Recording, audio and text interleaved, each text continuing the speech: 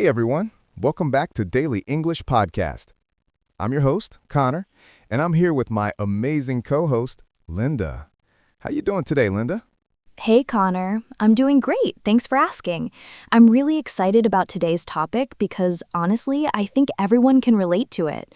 We're talking about overcoming procrastination, and I have to admit, I'm guilty of this sometimes. Oh, absolutely. I think we all procrastinate at some point in our lives. It's one of those things that feels so natural, but then later we regret it. Like, why didn't I just start earlier? You know what I mean? Exactly. It's so frustrating because when you're procrastinating, it feels like you're giving yourself a break, but really, you're just creating more stress for later. I remember last month I had to finish a report for work, and I kept putting it off until the very last minute. The night before it was due, I was panicking and stayed up until 2 in the morning. Oh no, that sounds terrible, but I completely understand. I do the same thing all the time. Actually, just last week, I had to prepare a presentation, and instead of working on it, I spent hours watching videos online. I told myself I was taking a short break, but the break turned into 3 hours. Then I had to rush everything, and I wasn't happy with the result. That's the thing about procrastination, right? We always think we have more time than we actually do, and we convince ourselves that we work better under pressure. But is that really true? I mean, maybe some people do, but for me, when I'm rushing, I make more mistakes. Yeah, I think that's just an excuse we tell ourselves. I used to say the same thing, that I work better under pressure. But when I actually plan ahead and give myself enough time, the quality of my work is so much better.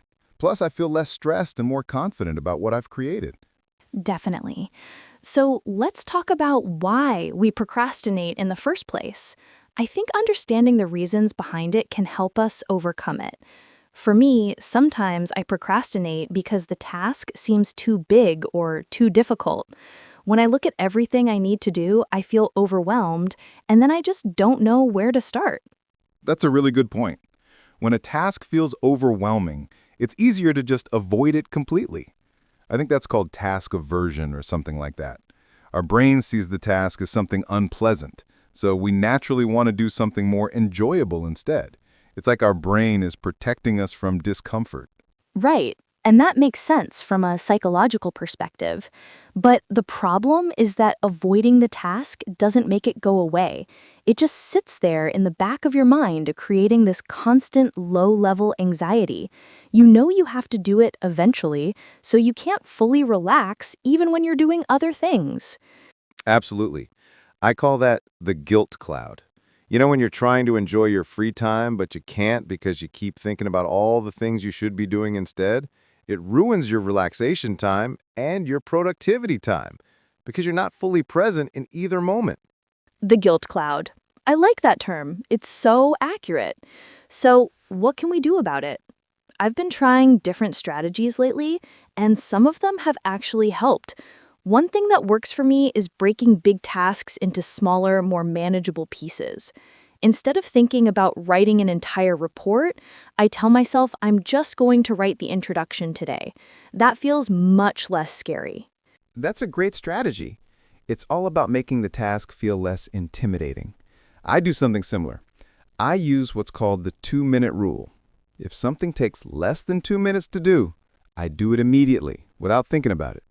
And for bigger tasks, I tell myself I only need to work on it for 2 minutes. Usually once I start, I keep going because starting is the hardest part. Oh, I've heard about that. The hardest part really is just beginning. Once you're in the flow of working, it's actually not that bad. It's the resistance before you start that's the real problem. Our mind builds up this huge wall of resistance, but once you push through it, the task often turns out to be easier than you expected. Exactly. Another thing I've learned is to remove distractions. This is huge for me. I used to keep my phone next to me while working, and every notification would pull my attention away. Now, when I need to focus, I put my phone in another room or turn it on silent mode. It makes such a difference. Yes, distractions are a major cause of procrastination. Social media is probably the biggest one for me. I'll tell myself I'm just going to check Instagram for 1 minute, and suddenly 30 minutes have passed. So now I try to schedule specific times for checking social media, like during my lunch break or after I've finished my work for the day. That's really smart. Setting boundaries with technology is so important these days. Everything is designed to grab our attention and keep us scrolling.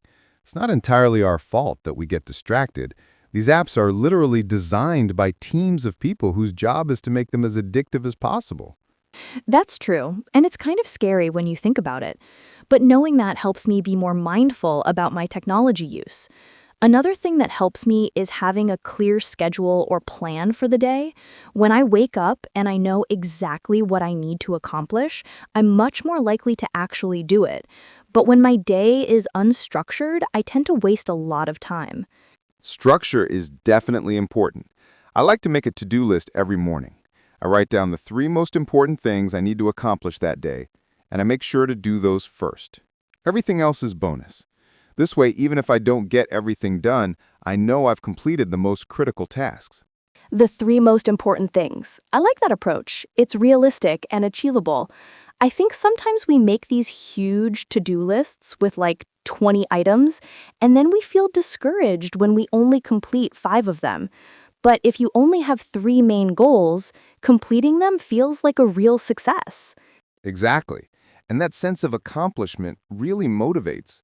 It creates positive momentum. Once you complete one task, you feel energized to tackle the next one. But if you constantly feel like you're failing because you can't finish your enormous list, it makes you want to give up. That's so true. Positive reinforcement really matters. Actually, I've started rewarding myself when I complete tasks. Like if I finish something I've been putting off, I'll treat myself to a nice coffee or watch an episode of my favorite show. It gives me something to look forward to and makes the work feel more worthwhile. I love that idea. Rewards are a great motivator. It's like training yourself with positive associations. Your brain starts to connect completing tasks with getting something enjoyable afterwards. That's much healthier than the cycle of procrastination, stress, and guilt. Definitely. Let's talk about perfectionism for a moment, because I think that's another reason people procrastinate. Sometimes I put things off because I'm worried I won't do them perfectly. I get stuck in this mindset of wanting everything to be exactly right, so I don't even start. Oh, yes, perfectionism is a huge obstacle. I struggle with this too.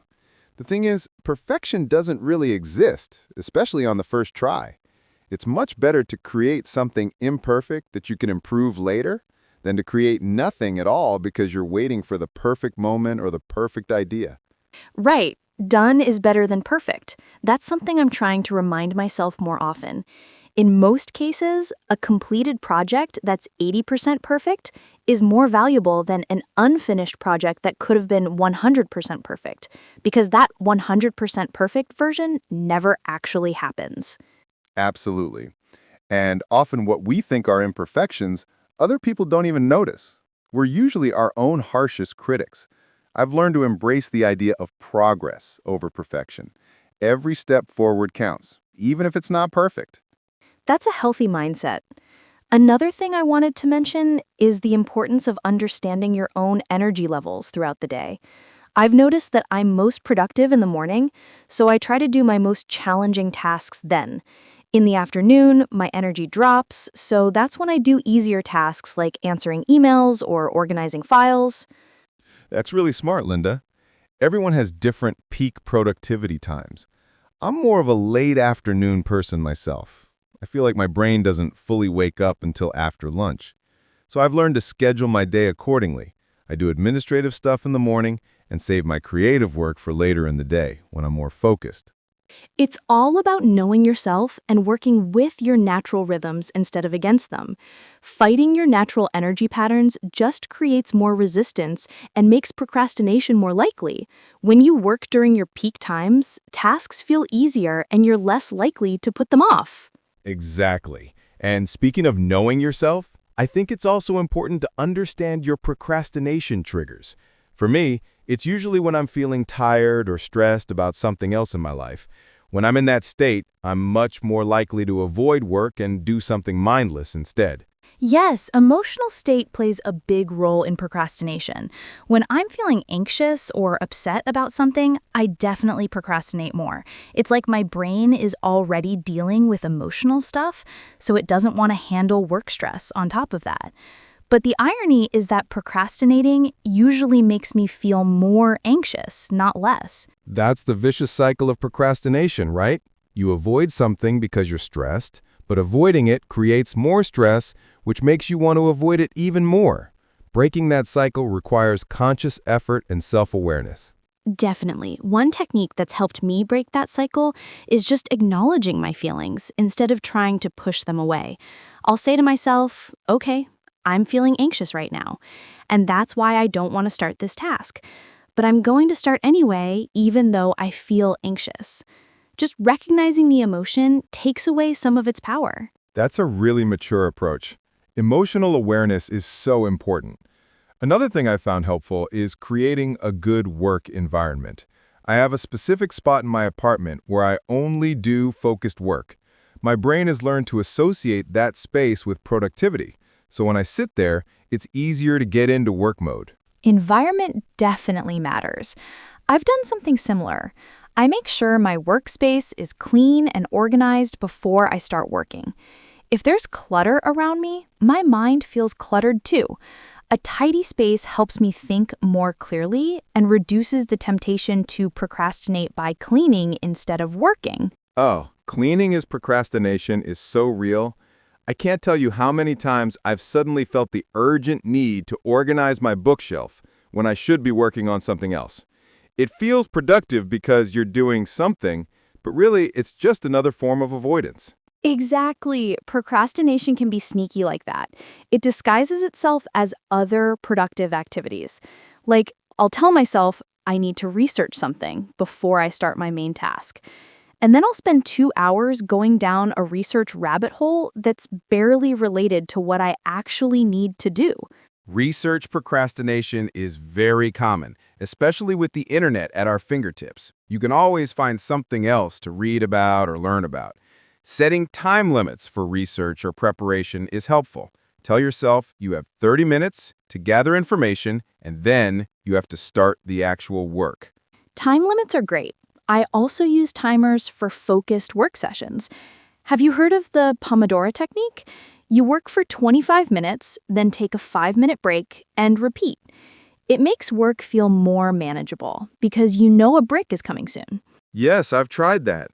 It works really well for certain types of tasks. The regular breaks help you stay fresh and prevent burnout, and knowing that you only have to focus for 25 minutes makes starting feel less daunting. It's much easier to commit to 25 minutes than to commit to several hours. Definitely. And during those 5-minute breaks, it's important to actually rest. Not check your email or social media, but really disconnect. Stretch, get some water, look out the window.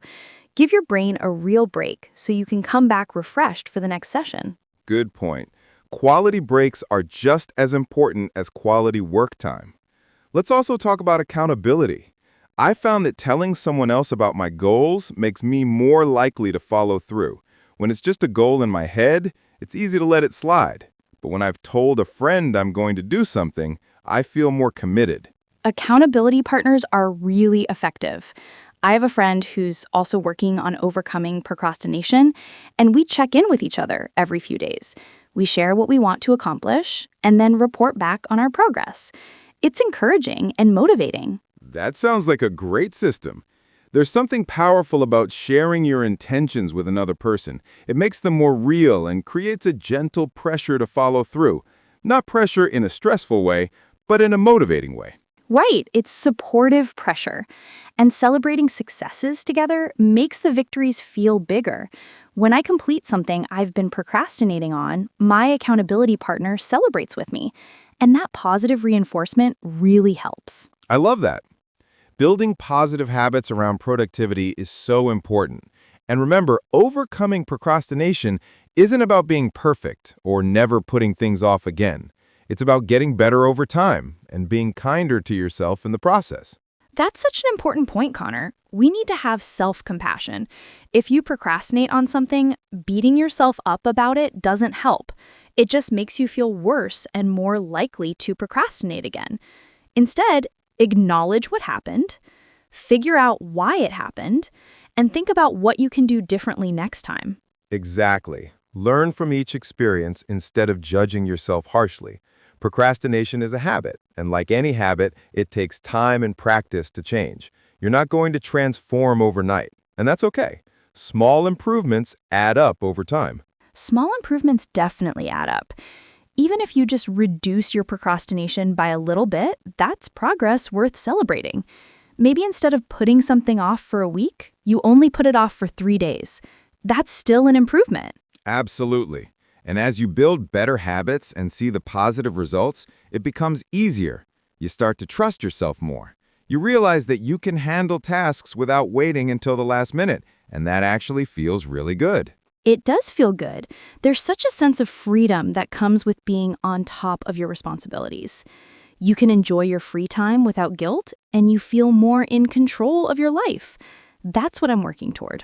That's a great goal, and I think everyone listening can work toward that too.